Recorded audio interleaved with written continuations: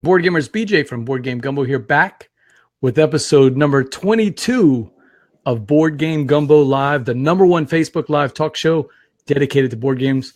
Hey, Oscar, that's because we're the only Facebook Live talk show dedicated to board games. But you know what? We're holding on to number one. We're going to keep it. It counts. We're a proud member of Punchboard Media, where we all bring something to the table. Check out some of the other fine members of Punchboard Media. One of them in particular I'm listening to today, the State of Games podcast with Chris Kirkman, Daryl Lauder, and TC Petty. Check those guys out. They had a great wrap-up of some of the recent cons, and it's a great podcast if you get to check it out a couple of times a month. Our special guest tonight on Gumbo Live, Oscar Valera of the Valera Boys. Oscar and his son Lucas do a great job, a really fun style review. You can see the camaraderie between the father and son, and we're going to be talking to him tonight about doing video reviews, doing previews, and also some of his latest gameplays. And we might even sneak in a little information about his trip to PAX. I think you'll find that interesting. Hit me up on social media tonight. On Twitter, @BoardGameGumbo. On Facebook, facebook.com/BoardGameGumbo. And if you like that page, it really helps us get the word out. And you can always send us an email, boardgamegumbo@gmail.com. Hey, Oscar, before we get started, a couple of show notes. A couple of days ago, we had Alex Goldsmith from Dukes of Dice and Gray Fox Games. He's the chief noisemaker there. And he also, of course, is the Dukes of Dice podcast. Check that out if you get a chance. He talks about Bushido, a really cool game that's got a similar vein to Baseball Highlights 2045, but with a Bushido theme. So that might be something you want to check out. And on the blog side, I was actually working on this before we started the show. I'm working on my deep dive on Fate of the Elder Gods, which I'm in love with, and I'm going to try to get that out this week. But let's get to our guest, Oscar Valera. Give us the elevator pitch, man. Tell the people that haven't met you before. Tell us who you are. Hi, my name is Oscar Valera. I'm a teacher here in New Jersey, and I've been playing board games, well, strategic board games, so to say, for about 4 years now. And my son, at one point, he kept bugging me to do a YouTube channel. We got started watching Tabletop about 4 years ago, doing a Blizzard on St. Valentine's Day of all days. And we found Tabletop and we started watching one episode, then 2 episodes, and then we ran through about 8 episodes that day. And when we were finally able to dig out from the snow, we just headed over to Barnes & Noble and we picked up Ticket to Ride and King of Tokyo. So from there, we've just been collecting and amassing games and playing games. And last year, he said, "Daddy, why don't we do a YouTube channel like Will Wheaton?" He swears that him and Will Wheaton are on a first name basis. And so I actually reached out to a few YouTube contributors and asked them for some tips. I reached out to Doug from Victory Gaming Conditions. I don't know if you guys are familiar with them or not. Yep. And he and his daughter have a channel, and which I highly recommend. And he gave me some basic tips on don't try to shoot too high. Just keep it basic at first, and as you get better, you can get better equipment, you can get better mics, you can get better lighting, and little by little, we've done that. And we reached out to companies, and certain companies saw our videos and started sending us games to review. Some people who are with Kickstarters coming up sent us some games to review, which is, it feels nice to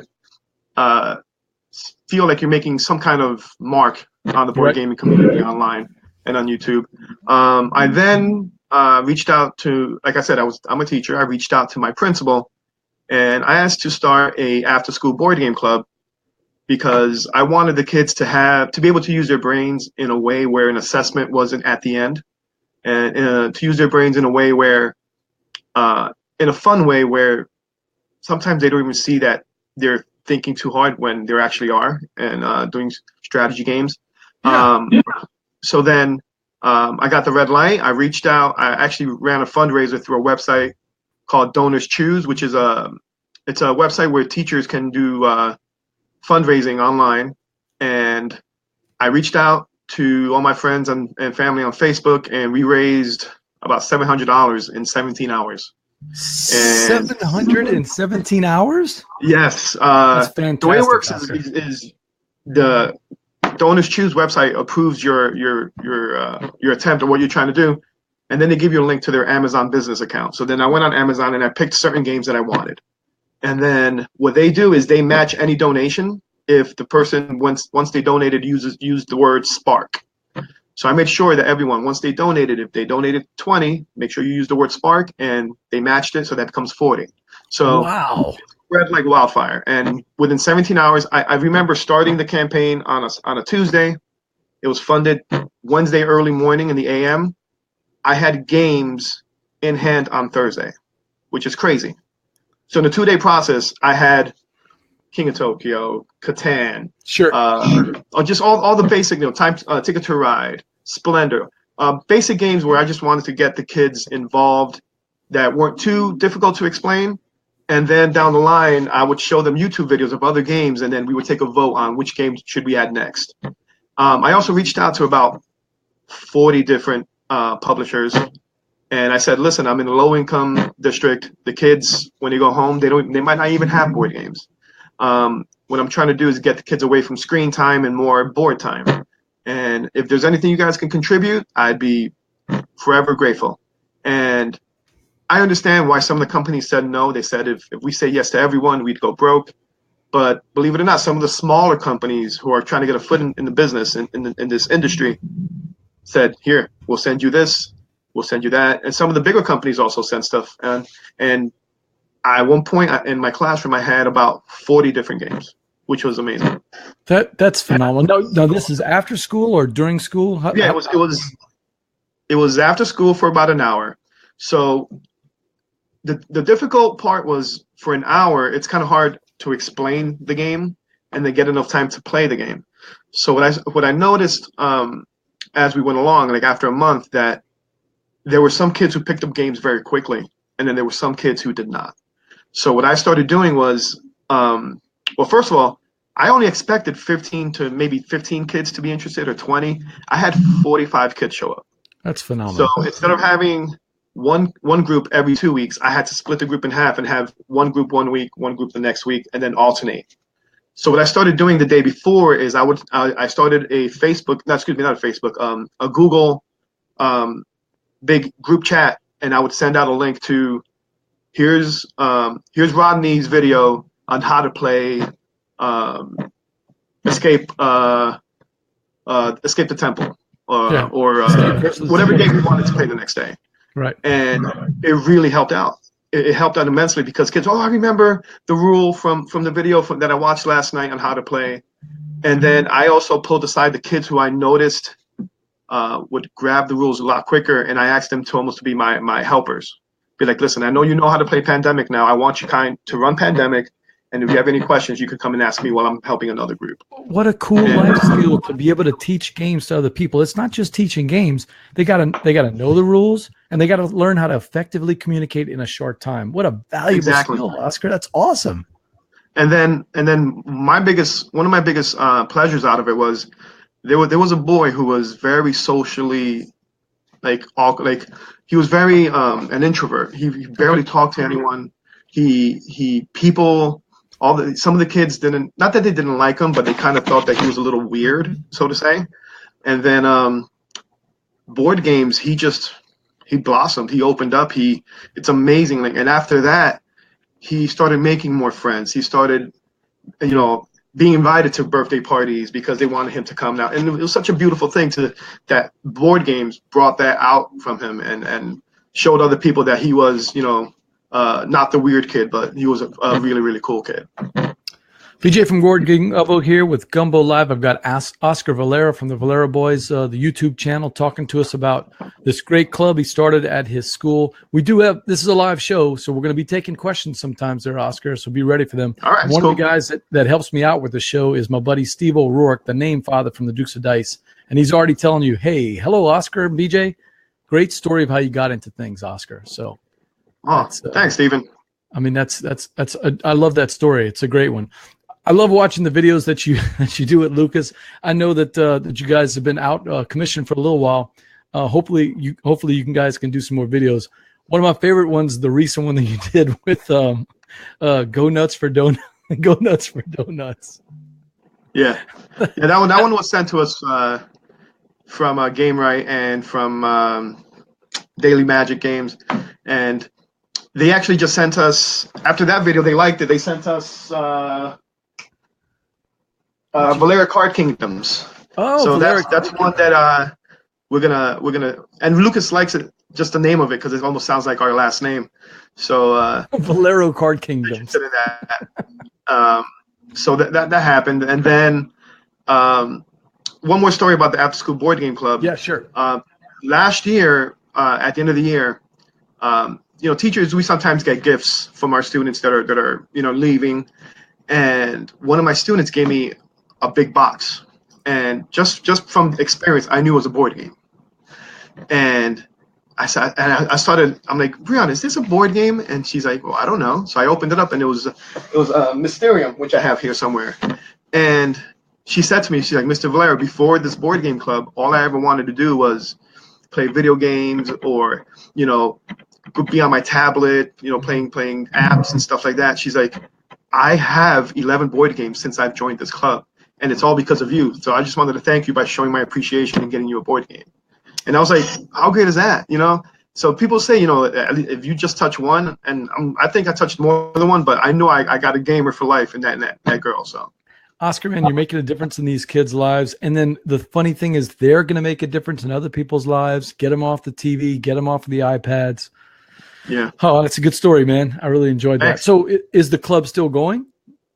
Well, I got transferred to the high school, which is a whole different animal. It's apples and oranges. I've been teaching elementary for 18 years, and I don't have certification for high school. What grade was your old club? It was 5th and 6th graders. 5th and 6th graders. And now what are you teaching? Now they transferred me to the high school, and I brought the club is going to start back up in January at the high school level. But now it's going to be, I could get games that are a little bit more at a higher level, so to say, and my principal actually wants me to do it for a longer period of time, which is great for me. Okay. So your new principal is on board with this. So yeah, I spoke to my principal about it last week, and she's like, "That's amazing." She's like, "I wish you would have told me about it sooner." I hadn't brought it up because it is my first year at the high school. I kind of wanted to get my feet, on the ground before I would able to tackle anything like that. But I talked to her about it last week, and she's ready to donate funds. She's like, whatever you need, you let me know. Who got the old games? That's the question that everybody wants to know. Who got the old games? That's right. What happened to them? And at the high school, I found there's other gamers, which are teachers that are willing to participate as well and help out, which should be a lot of help for me. So the games that were at the middle school, did they stay there for the after school program to keep using? They do not. They came with me. I have them. I still have them, and they all say property of the Board of Education because they were donated by the companies and the fundraising the funds that were raised during the Donors Choose campaign. So they belong to the Board of Education. But what I told them was, if I left them there, I don't think they would be used to their full, capacity without someone as into it as I am. Yeah. So I convinced them to let me bring them to the high school, and then so we're going to start that back up once Christmas break is over. Well, most of the games, all the games that you mentioned to me are all games that high schoolers would be interested in playing anyway. Yep. You know what? The most popular game at the 5th and 6th grade level, I think it was just because of ease of use and how quick it was, is Dungeon, not Dungeon Dice, Zombie Dice. Oh, Zombie Dice. Yeah. They love Zombie Dice. It was Zombie Dice. Sushi Go was a great hit. But then some kids actually asked me, because the club ran from 3:05 to 4:05. And then some kids would ask me, Mr. Valera, can we leave the game set up, and can we come in an hour early tomorrow morning to finish? I'm like, what kid would say that? Wow. Yeah. And I'm like, if you guys want to make the effort, I'm going to make the effort. Of course you can. And then so I talked to my principal. I'm like, listen, can we come in at 7:30 to? And he's like, oh, what are you guys doing? I'm like, oh, finishing a board game. And he's like, he thought it was amazing. Hey, Steve's got a question for you. Sure. Or a suggestion. He says, you might try connecting with Tiff from the podcast of Nonsensical Gamers about her own game club. He thinks that her game club is also a middle school / high school game club. So I think it is. I've seen her podcast, before, her videos before, and listened to the podcast. And I actually saw her. I didn't say hi, but I did see her in the line at the queue line at PAX a few weeks ago. Man, what about And a Facebook group of middle school / high school teachers that started getting together, sharing ideas about what games are working, what games aren't working? Hey, this game, we're not even using it anymore. Can I pass this on to you? Hey, does anybody have well, this game? shockingly, I'm surprised I didn't mention it yet. Myself and two other teachers started a Facebook group called the Association of Board Game Educators. Okay. And I believe we're close to 100 members. And there's teachers that go on there, talk about game design, how they incorporate game design into their board game clubs. They talk about, I know one of the co-founders, Susan Hansen, she mentions how she has themes. So she might have a wizard theme for the week. So she'll play Harry Potter. She'll play other wizard themed games. And she was the one who had the idea to start the group, and we still communicate daily almost, and we spitball ideas off each other, see what works, see what doesn't. And but as far as exchanging games, that's a great idea. I never thought about that. All right, so let's say that I wanted to get a game club started at my local middle school or high school. What's a couple of tips that you would give somebody that's trying to get that started? Well, the first thing I would do is make sure you get approval from the Board of Ed, because you will have kids after school and permission slips. But that's the red tape. That's easy to get by. As far as getting games, I recommend 100% using donorschoose.org, and you can go on there and search board games, and you'll see about maybe 10 to 20 different fundraising events that have happened in the past where people have been successful. I based mine off of one where this one teacher, and I believe in Alabama, raised a few $100s. So I reached out to her and I said, "Do you mind if I copy your model?" Not almost word for word, but I've used almost the same verbiage that she did in order to reach out, and it worked. And that way you can buy the games that you think would be a necessity or an easy way for the kids to get in, and also reaching out to the publishers themselves. You'd be surprised. Yellow donated games, Mayfair donated games, TMG donated games, Calliope donated games. It's not that it's a easy thing to do. It's a little bit of legwork, but it's not something that's hard to do. If someone wants to do it, they can do it. It's beneficial. It's not quite altruistic, but it is beneficial in that the game companies are getting the word out. There's a little bit of marketing. They're doing a good thing because it's a market that's underserved. Middle schoolers and high schoolers need to get off the computer and get back to just the analog type stuff. But the other thing is, if you're the first game company that a person ever gets exposed to, you just might become loyal to them and always look out. Oscar, you and I both worked at, that's where we met, was working for a Stronghold or volunteering for Stronghold at Dice Tower Con. And the first time you played a Stronghold game or the first time you volunteered for any one company, you can't help it. You always check out what their latest releases are. Most definitely. You probably pick up more games from a company on a little bit of faith without even, at least I do. I might buy a company from game from Bonacor that maybe I would have play tested before, but because I trust the guy. And if he tells me, Exactly. Hey, it's a good game, you develop that trust level with the company. So if a game company is out there and they get a middle schooler or a high schooler interested in their style of game or the look of their games, Yellow, for instance, their games they don't look alike, but their games all have that certain presentation that I've come to expect when Yellow has a game. So it's a great idea for these companies to get in front of the curve there.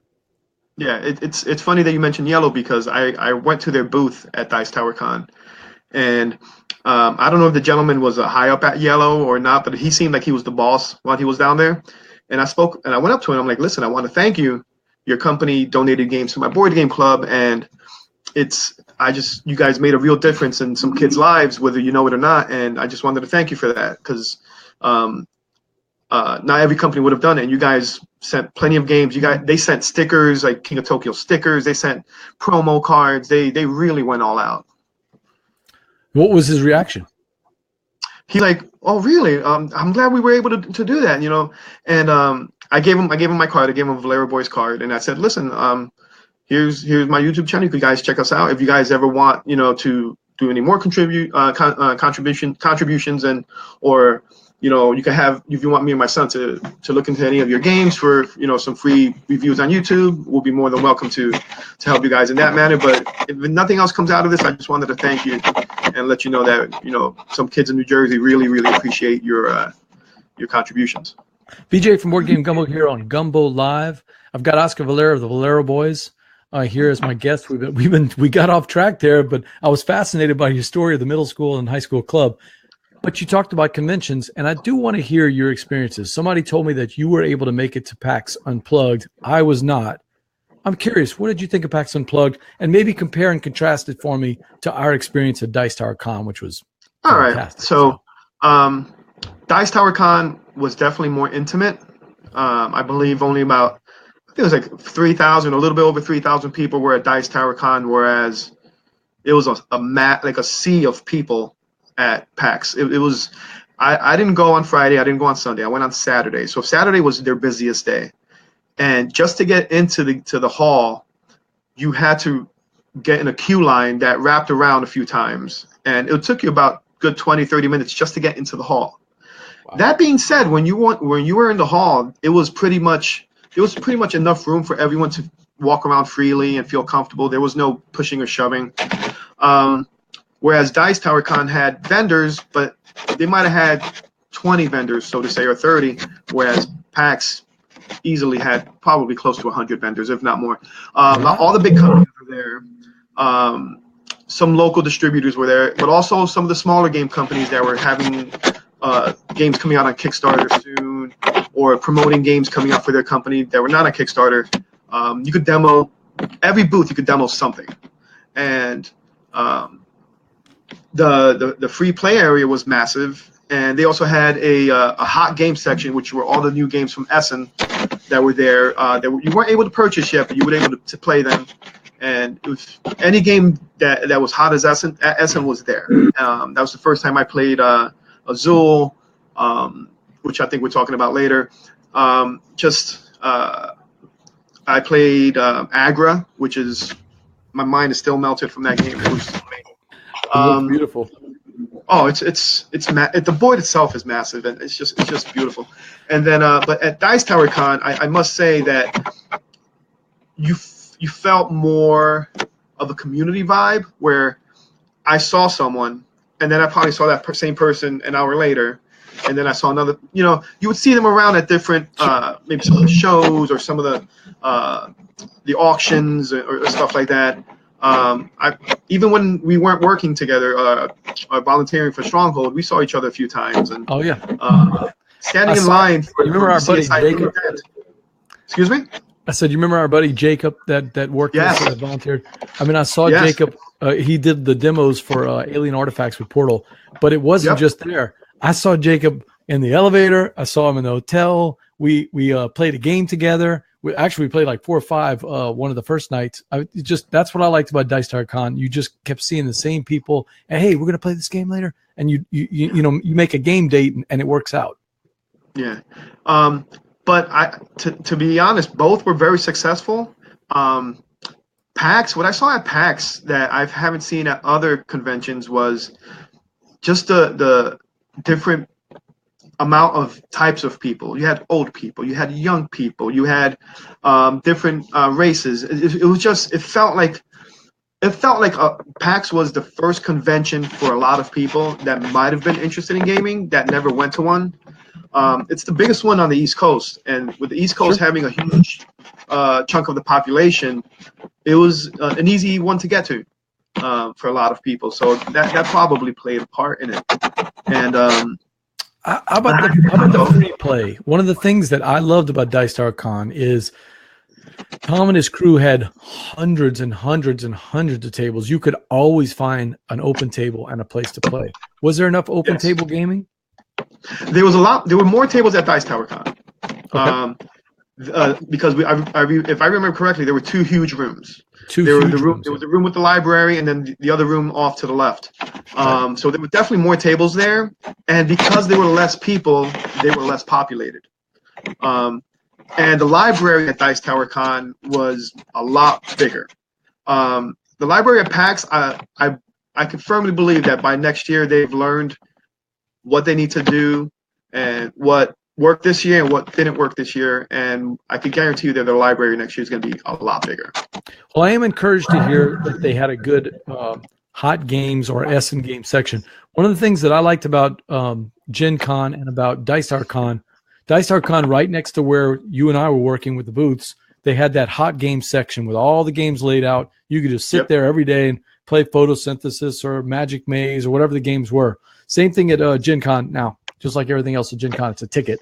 But if you got there early, you could go into the BGG hot game section at Gen Con and play all the latest games. If you got there early, you could just have your pick at whatever game, and you stay there for 2 hours, turning in another ticket if you want to stay more. So that's what I do like. It sounds like PAX Unplugged knows that one of the things that people like us want to see is the games we don't have access to yet. Yep. They had easily 40 different games in that area. I do love the fact that you're not the first person that has confirmed that there was a lot of not only first-time convention people, first-time exploring the board game hobby. That's a great sign that we still have some room to grow. Yep, exactly. Now, were you there for as a volunteer, or were you there as a visitor? Well, since I'm a soccer coach and my son had a game on Sunday, which he couldn't play because he was hurt, but there you go. Yeah. My son's travel team. Yep, and I coach travel as well, and we had a game on Sunday, so I couldn't go on Sunday, and then I couldn't take off of work on Friday. I was thinking about going Friday late, around 6 o'clock, and just finding a place to crash, but I couldn't do that. So I was only there on Saturday, the busy day, and I tried to get there before the doors opened, and even then there was already a line waiting to get into the main hall. And what was the big buzz while you were there? Or were there so many new gamers that there wasn't really a buzz? I've heard people weren't rushing anywhere. No, there was no rushing anywhere. And I read stories about Gen Con, how as soon as the doors open, people fly to try and grab whatever game is the hot game of the con. There was none of that. That's real. Yeah. There was none of that. Everyone walked in. What was cool is I saw tons of YouTube personalities that I feel like I know them on the first name basis. Like I saw Joe Letty, I saw Z, I saw Tom, I saw Sam, and everyone. I saw Mandy Hutchinson. I saw just a bunch of people, and everyone's just so nice. But I think that goes for the entire community in general. Isn't it a little strange when you meet somebody for the first time and you've been listening to them or watching them, and you feel like you already know them, but you have to introduce yourself and do the whole, because they've never seen you before, Not exactly. And no, what I tell myself is, imagine how many people introduce themselves to them. So it's not like I'm only the 1 out of 5 for that day. I'm probably number 182, and it's a lot for them to process. So like you said, listen, I'm such and such person. I really enjoy your work. Do you mind if we take a picture? Stuff like that. I don't try to invade their time or privacy. And sure. But at Dice Tower Con, it was more a little bit more relaxed. So I was able to talk to Tom for a little while, and he actually shot a video for my son because Lucas was supposed to go down with me to Dice Tower Con, and he had a soccer camp, so that he couldn't miss. You posted it on Facebook. You posted I did, but I don't remember what the picture was about. It was something about Tom, right? Yeah, Tom recorded a message for him and said, "Lucas, why aren't you down here? Soccer's not as important as board games." And he goes, "I'm just kidding. I hope you're having a great time. I hope you win." And it was so nice. Hey, Steve's got something for you. Tom's a good guy. So Steve's got something for you. It's good to hear that PAX did well its first year. It might be my first larger con next year. Steve, who helps me out with the show each week, is actually from your area. I'm not sure exactly where, but he's up there in the Northeast. When you're in Louisiana, everything north of Tennessee is all like one big area, So yeah, I completely understand. I mean, when people tell me that I live in New York City and I can get to Philadelphia for the convention on a day trip, and I'm thinking, oh my God, isn't that like, 50 or 60 hours apart? But apparently everything's really close in the Northeast. Yeah, no, it's really close. I'm personally 20 or 30 miles from New York City, and about 50 miles from Philadelphia. 60 miles actually. So if you're driving to Beaumont, if you leave Louisiana, if you leave where I'm from, and when you get to Beaumont, you're going to see a sign that says El Paso 996 miles. Wow. And that's all the state of Texas, So I think of all those states up there as that big, but I have to remember that, you guys are in that big metroplex where you can, especially with trains and other ways of travel, you guys can get pretty close. So Steve's actually, that's right. And I knew this, Steve. I apologize. It's my fault. Just a live show here. Westchester, New York. Okay, yeah. My wife has family out in Westchester, in Yonkers, which he knows what Yonkers is. You guys probably know each other. I'll be in Texas in April during Easter break. Oh, that's not BGG Spring. No. It's just I'm headed down to see some family that in Houston, see how they're doing. Well, if you're in Houston, I'm right next door, so maybe we can hook up when you're down here because I'm only good. 3 hours from Houston, so that's not bad at all. So Steve says Philly is less than 3 hours from Westchester. So he's told me a couple of times it's on his radar for next year. This year was a bad time for him with his teaching duties, but next year I guess you saw it's rumored. Matt Morgan has not confirmed it yet, but the rumor is it's going to be happening after Thanksgiving instead of the week before Thanksgiving. Yeah, I think BGG Con was at the same time. Yes, which kind of I wouldn't say it drew people away, but it kind of, you didn't hear the same amount of, there would be more coverage at PAX, I believe, if BGG Con wasn't at the same time.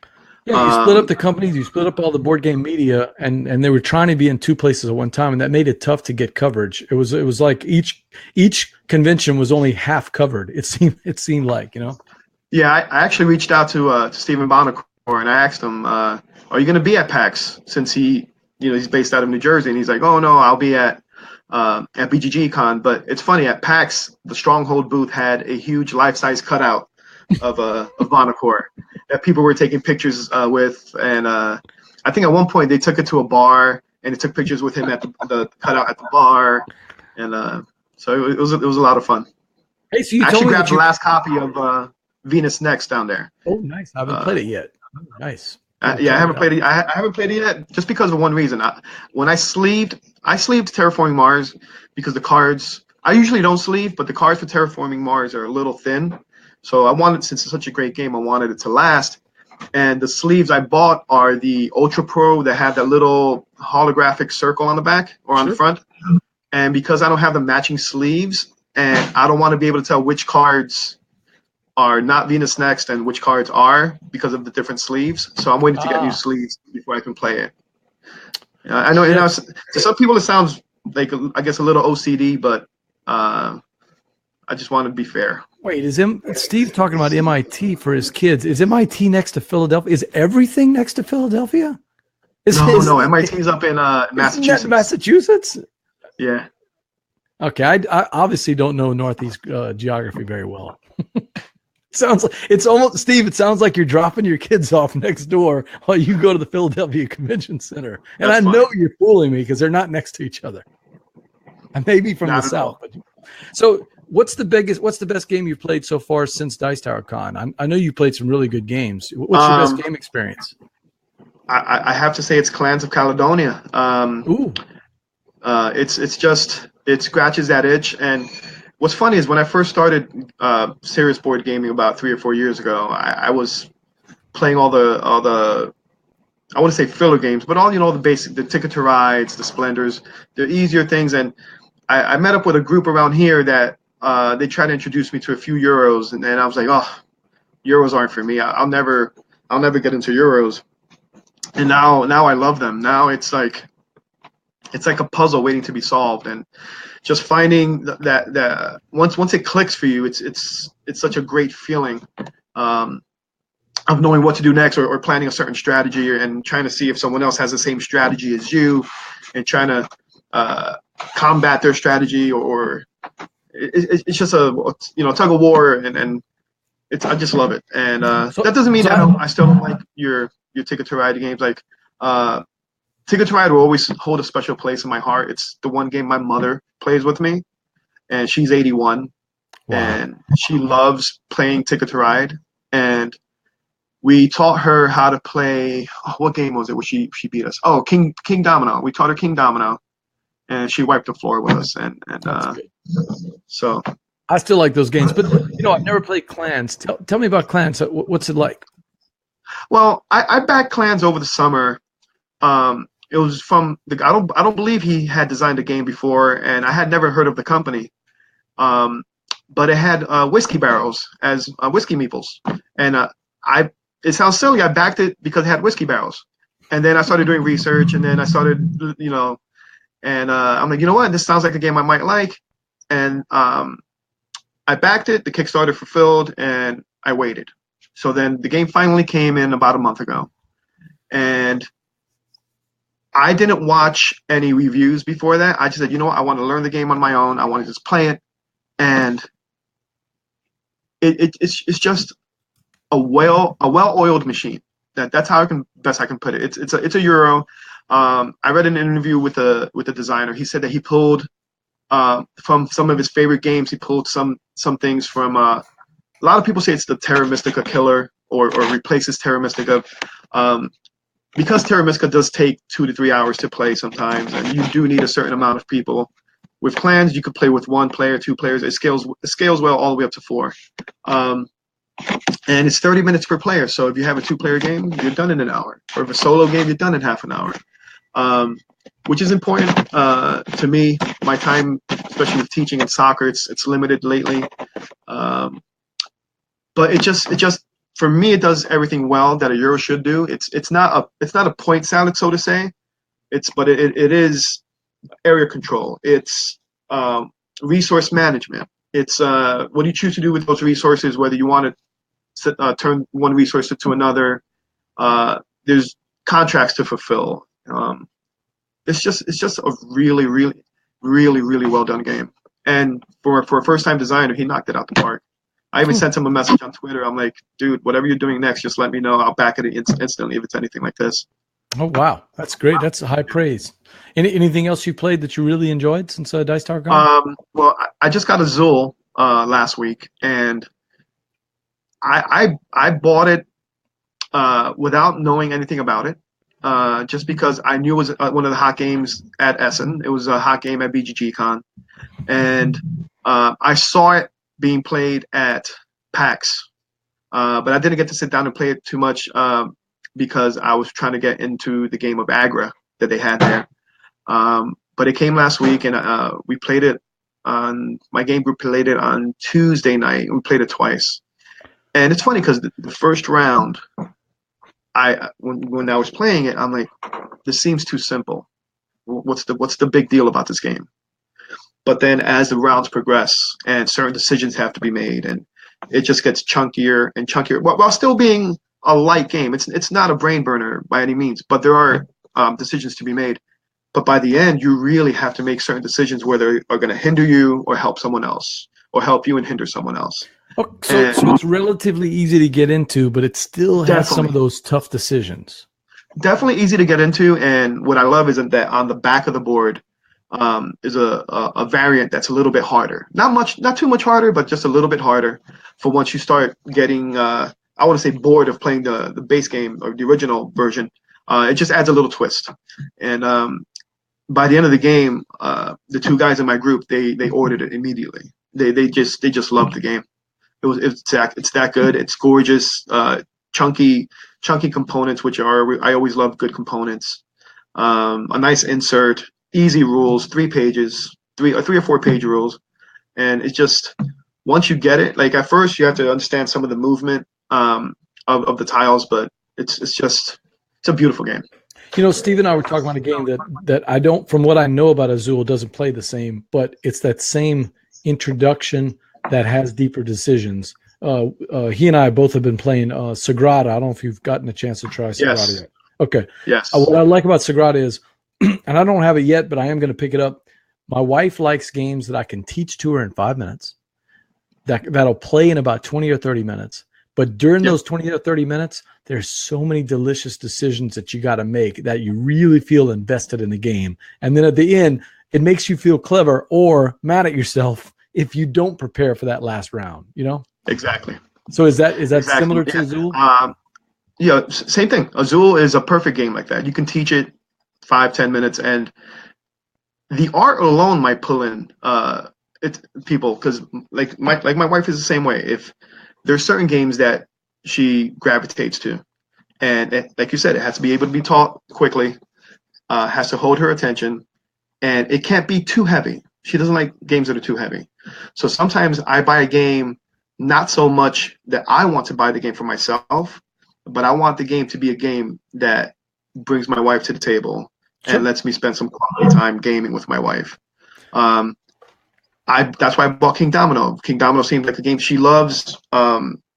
She loves games where you have to put tiles together and make things. So, like she loves Carcassonne, King Domino, and stuff like that. So if you were to ask her, King Domino right now is her favorite game. I believe we played 20 times within a 3-week period when we first got it. She's like, let's play again. Let's play again. And with King Domino, the 2-player variant lets you Kingdom, which is a little bit more choices and just gives you like a nice big fat kingdom. And I love that. What's cool about it is my friend has a printer 3D castles instead of having the cardboard ones.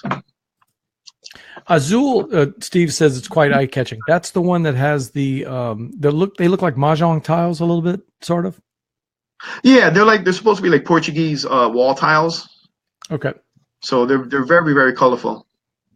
And there's actually a set of tiles you can order from Plan B Games called the Joker tiles, which are actually transparent with the design on the transparent tile. I believe they act as a wild tile. They can use that in any spot. Well, we talked about 2 different type of games, but there is one that I'm interested in hearing you, because you and I talked before the show, but we didn't talk about what you thought about it. We both have played Anachrony. What's your impression of Anachrony? Yes. Anachrony is a game where last year I had a choice on Kickstarter. I had a choice between, at the same time, it was This War of Mine or Anachrony. Ooh, and I chose to go with totally different games. 2 totally different games, but my budget at that time said, you know what, let's go with This War of Mine. And I made the wrong choice. I'll be honest, I made the wrong choice. And I started watching reviews of Anachrony. I saw the what do you call them? The robot, the mech suits. The mech suits. And how your workers went into the mech suit. I mean, you can play the game without it. Oh no. You can't play the game, but no. You really need the mech suits.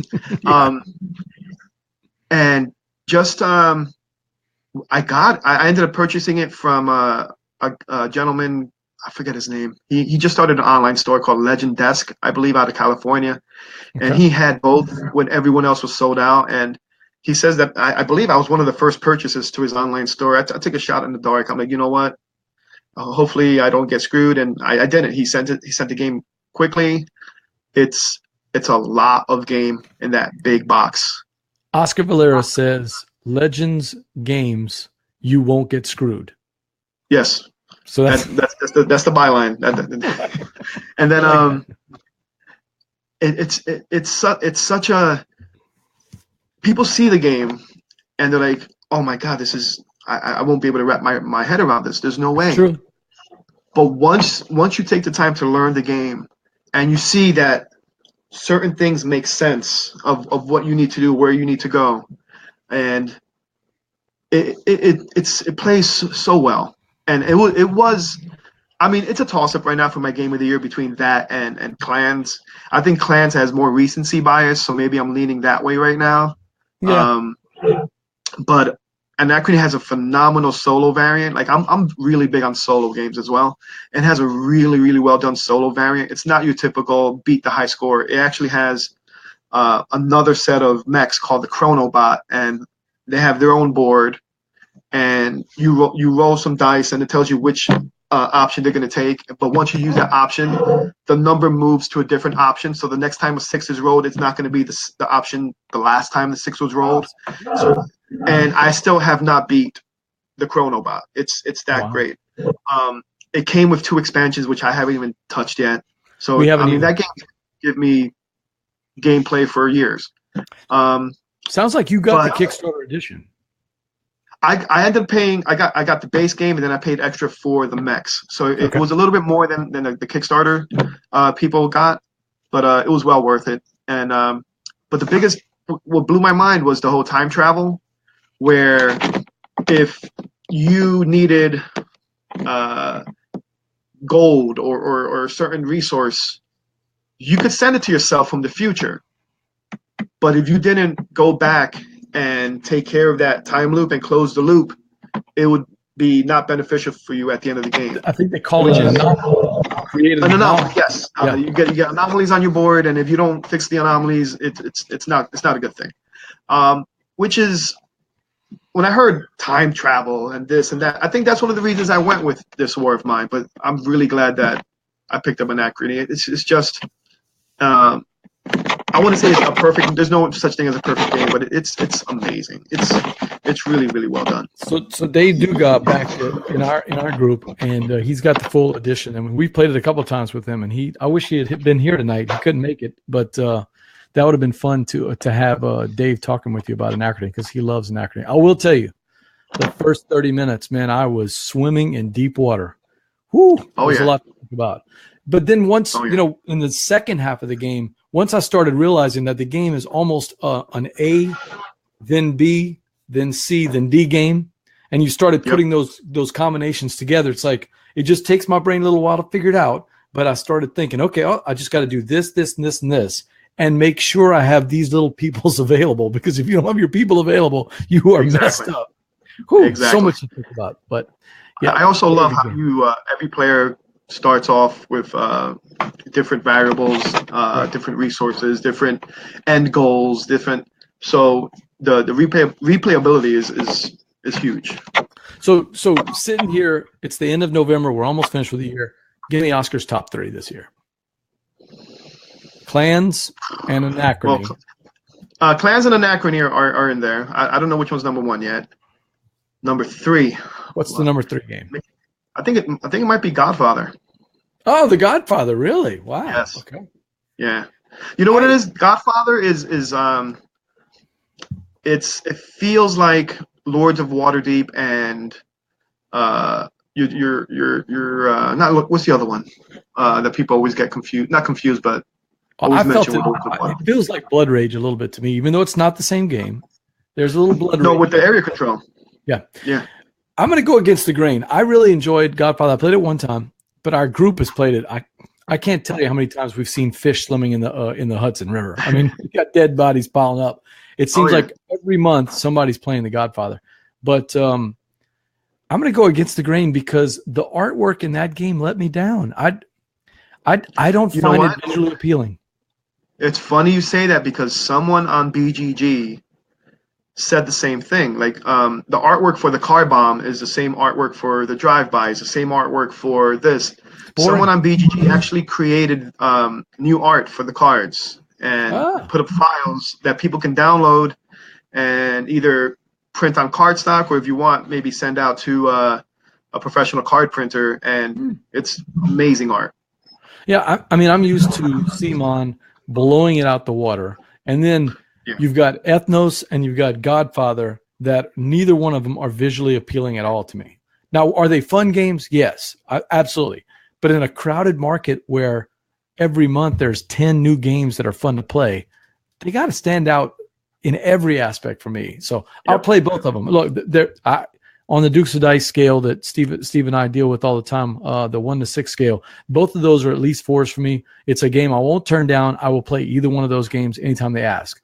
But they're not games that I'll probably purchase, because I don't want to throw them on the table and have somebody go, I don't know about that. They just don't look visually appealing to me. But I like your top 3. Those are 3 good games. What's your top 3?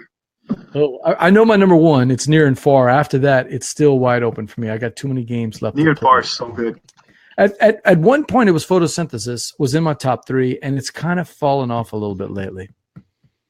There's just something about the fact that the first round and the last round are so I hate to say the word boring, but they're kind of boring. The middle section of the game is very tense to me, but the first and last round, I'm starting to not enjoy either one of those enough to where it's not going to make it. But Near and Far is definitely up there. I got to think about. I'm not ready to commit to the other two. You're better than me. I hadn't even thought of this, and I'd have to look. But man, I am not sure. I'm gonna stick with Near and Far. Let me ask you this question. Yeah. Is there a game that is considered a great game, maybe a classic, that you haven't played yet? Because there's one for me that I'm considering picking up, which is I've never played Castles of Burgundy. Okay. Yeah. I've got hundreds of games like that. I do have some games that are I knocked off two of them this year. Colosseum and Concordia were both games that, and I call Concordia a Grail game. People are going to say it came out in 2014. How can that be a Grail game? Right. Because it's so hard to get. They print a few of them and then they stop printing it. And all you can get are the expansions, which don't help you. Concordia was completely out of print. You couldn't get it at all. I'm sorry, a Colosseum. And I've gotten both of those and I've enjoyed both of them. So, but yeah, I could probably, if I think about it, I could probably think of 10 games like that where there are games that I really, really want to play. One, I don't know how to say it. Is it Gents? Yes, Gents? Yeah. That's kind of on my radar right now. That's a game that I like to play. When it comes to older games, there's probably I played both Agricola and Caverna. I wanted to play both of those. I know there's a Stefan Feld game that I really want to play that I haven't played. Bruges, Bruges. I just had to think about it. It's a game that's on my list that I really want to play that I just haven't got. Oh, you know what else? A game. It's not that old, but I used to play Magic when I was younger. Okay. And level 99 games, Millennium Blades. Is a game that I really want to try. Hey, Steve's got a good idea, Oscar. Tomorrow night, the Dukes of Dice, we call it the Dutchie, fans of the Dukes of Dice podcast are going to be getting together tomorrow night on BGA, Board Game Arena. It's free. And I think he says that BGA has castles on there. So if it does have castles, we'll teach it to you and play it. I love castles. Awesome. Castles are a great game. Yeah, I don't think I have anything to do tomorrow night, so that sounds great. 9 o'clock my time, 10 o'clock your time. But I'm sorry, 8 o'clock my time, 9 o'clock your time. We'll be on there all night. So if you have an account, share it with me, and we can hook up tomorrow on BGA. Sounds good. Steve and I are always on there. Hey, look, we're getting close to the end of the show, and there is something that I would like to do with you. Well, first off, real quick, what cons are you planning on going to next year? Where can people find you next year? Definitely going to try and go to Dice Tower Con again. Definitely going to PAX again. I got my tickets to Dice Tower already. I'm ready. I did too. Yeah. And then I kind of want to try and get out to either Origins. Okay. More than Gen Con. Gen Con is I keep hearing it's more about the buying of the games and there's games. Yeah. No, it's about shopping. It's a big shopping spree, man. Don't let anybody fool you. You can play games there. That is not what the thing's about. It's about shopping and play testing a couple of games. Luckily this year, my friend Jen, she has a local game store here. I knew she was going out there, and I really wanted Ex Libris. So I asked her, I'm like, listen, you don't have to make me any promises. If you just happen to be around the booth, if you happen to get one, I'll PayPal you immediately. And she sends me a picture of the game in the bag, and she's like, "You owe me $60." So it was great, and it's so. But yeah, Origins sounds. The tough thing about Origins though is that for here we end school here in New Jersey, usually the last week of June, and it's almost like the last week of school, if not the second to last week of school. And I really don't like taking days off. I've been told that if you liked PAX, Origins and PAX have a very similar feel, so I think you're going to be okay if you stick with PAX. Yeah, I think so too. Dice Tower and PAX are going to be good for you. All right, so we're going to play the Envie game if you want to play. Sure. The Envie game is simple. It's a Cajun French word that means something you really, really want. And in this context, the way we play it, Steve and I are going to try to figure out, don't tell us, but think of a game in your head right now.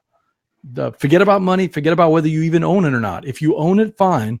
but think of a game that you want to play. If me and Steve were at your house right now, you would say, this is the game I want to play.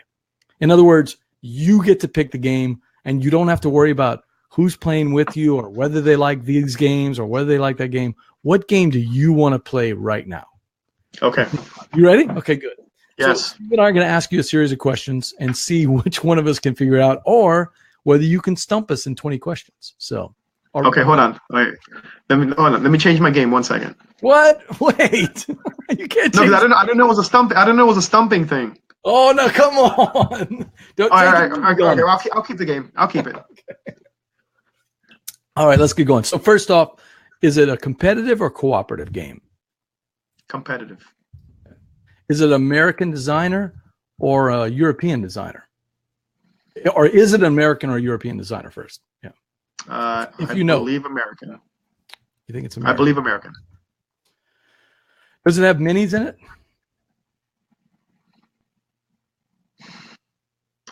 I don't know. I think so.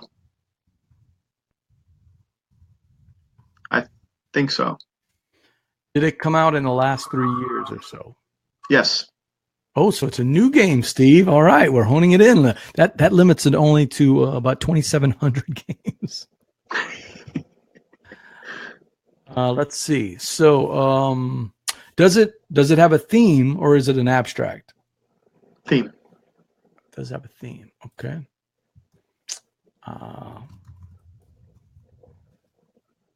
Is it from an American board game company? Yes. Oh, an American board game company. What I call Steve says, would I call it heavy?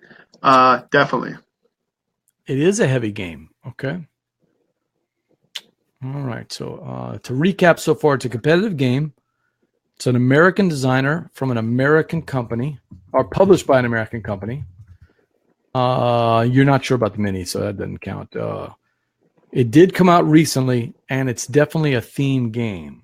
Okay. Let's see. So the theme, is it a fantasy theme? No. No.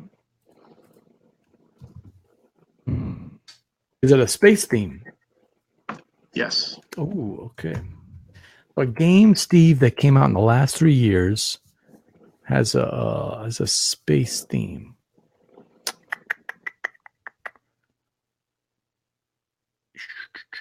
Did it come out this year? Yes. Is it Gaia Project? No. No, not Gaia Project. Okay. Came out this. So it came out this year, Steve. What is it, from Portal Games? No. Oh, so it's not Alien Artifacts. Okay. So not Portal. It's not Gaia Project. Man, Steve stumped there. Usually he's firing off the questions for you. Let's see. Oh, is it card-based game, or is it a board game based? Board game. Oh, it's more of a board game. Is it from Renegade Games? No. Ooh, it's not Clank in Space. No, it's not Renegade. Oh, I thought maybe I had it there. So, board-based. It's not a social deduction game. Oh, no. No, you wouldn't pick Not Alone. No. You probably played Not Alone 1,000 times during Dice Darkon. No, it's not Not Alone.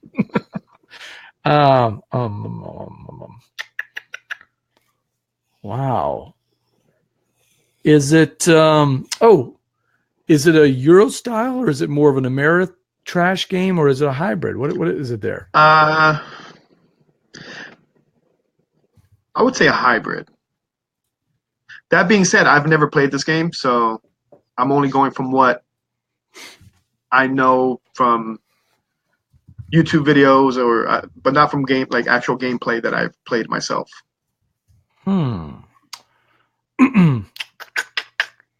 As far as you know, is it longer or shorter than 60 minutes? Longer.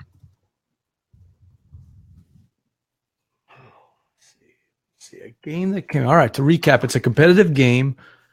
It's an American designer from an American company. So he wants to know, what about Kepler? Is it Kepler? It's not Kepler.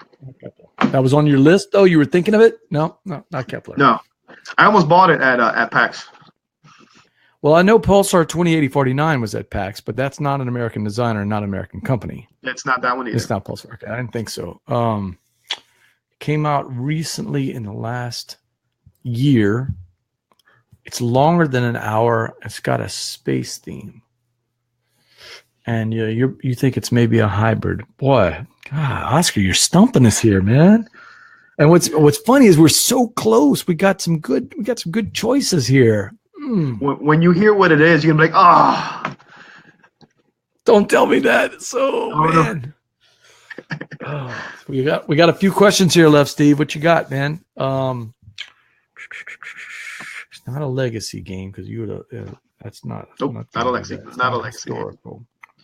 Not gonna be historical. Is it a 4X game? Steve wants to know. That's not my question. That's from Steve. I'm gonna have to say it might be. I'm not. It might be. Is space theme one of your go-tos? No, I really don't have a go-to, so to say, but I think it could be considered 4X. But that's not one of your go-to themes. Is there any particular theme that you're normally attracted to? Not necessarily. No. Yeah, because I'm looking behind your shelf there. You got train games. You got The Godfather. You got some straight Euros. You got everything all over there. Yeah, you got every kind of genre back there. Is it an expansion to a game? No. Okay, so we can throw out Venus Next or Hellas and Elysium then. Correct. And it's a game you haven't played, so I know it ain't Terraforming Mars because you love that game. Yeah, I love Terraforming. Yeah. Oh man. All right. So is it? No. Let me think. Was it Kickstarted? No. Yeah, I agree with you, Steve. Steve says we're floundering here. We need to get to that publisher. Okay, we got a few questions left. Let's see. I'm trying to think. Is it from Stronghold? No. Okay. I was thinking. Is it from Jeff Engelstein? No. So it's not The Expanse. No, not The Expanse. Nope. Oh, Steve. Wow. You got it. Steve, God, I didn't even think of that. TI4, and I've been talking about that all week.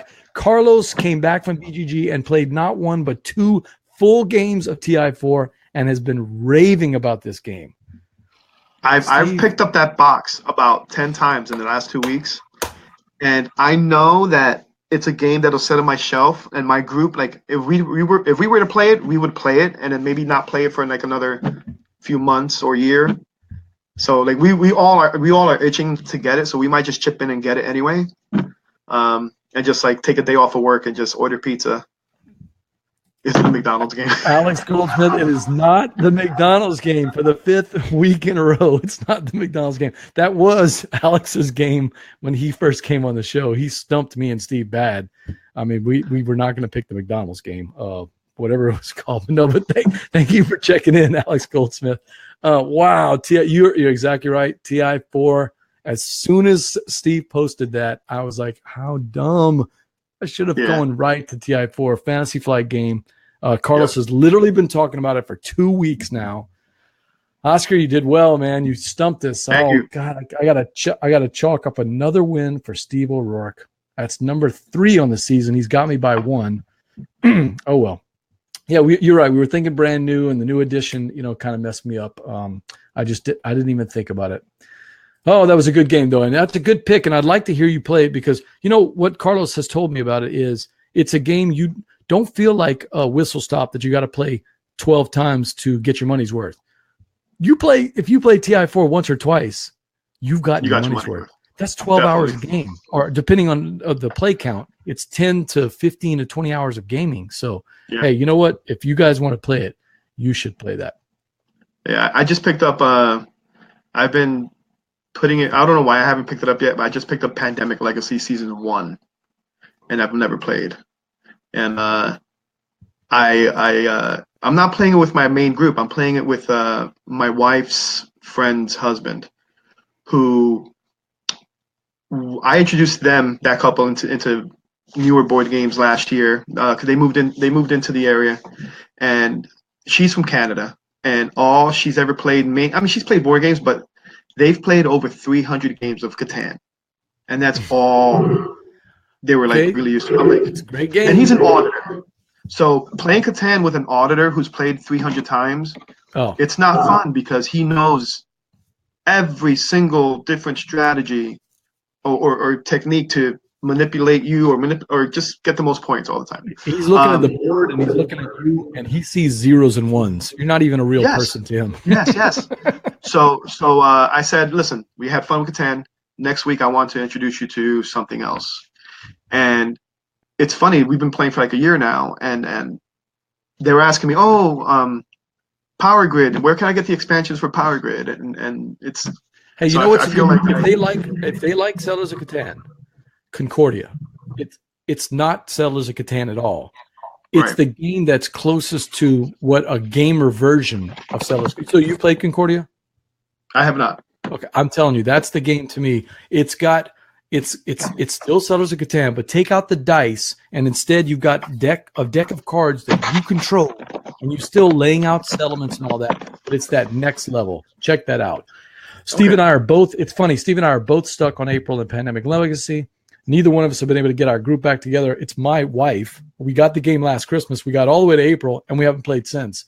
It's just one of those things where other stuff has come up. So yeah, it's we got to finish that game too. Hey, that's it for another episode of Gumbo Live. I want to thank my guest Oscar Valera of the Valera Boys, the awesome YouTube review and preview game channel. If you haven't checked it out, how can they reach you, Oscar? What's the best way on social media for them to get to you? I'm on Facebook. We're on Facebook, the Valera Boys on Facebook, Instagram, the Valera Boys, Twitter, at the Valera Boys, and on YouTube, youtube.com/the Valera Boys. All right, board gamers, that's going to wrap it up. I want to thank Steve and Alex for coming in the show and helping us out with the game, even though it wasn't McDonald's. And Steve got another win on the Envie game. And I do want to thank Oscar for coming in and playing it. Make sure you like our Facebook page, facebook.com/boardgamegumbo. It helps us get out the word on the upcoming guests and shows, and you can also subscribe to the YouTube channel. I am BJ from Board Game. Oh, look, there's Derek Funkhauser checking in. He says, "Go Giants!" Yeah, I'm in a fantasy football league with Derek, and so I follow Derek on Twitter, and I read a lot of his stuff on Facebook. So thank you, Derek, for checking in on the show. And that is no, I'm not going to post that, by the way, Alex. No, that is not going to. I'm not going to even say it. I will say later, BJ, but I'm not going to add the fight on USA. Oh shoot, I just said it, but yeah. So Derek, thank you for checking in. I appreciate that. And what they're doing to Eli over there, by the way. Sorry, man. Oh man, there's actually a billboard. Some fans rented out certain billboards on major highways here. It says "Big Blue, shame on you." It's just it's horrendous. Let the guy retire in peace, man. Right. I think, to be honest, I think he's on Jacksonville next year. Oh yeah, he's got some time left, and you put him with Leonard Fournette. That's gonna be a strong team. Yeah. Yep, not a bad idea. Hey, I'm BJ from Board Game Gumbo, and until next time, Oscar, laissez le bon temps rouler. See you later. Thank you.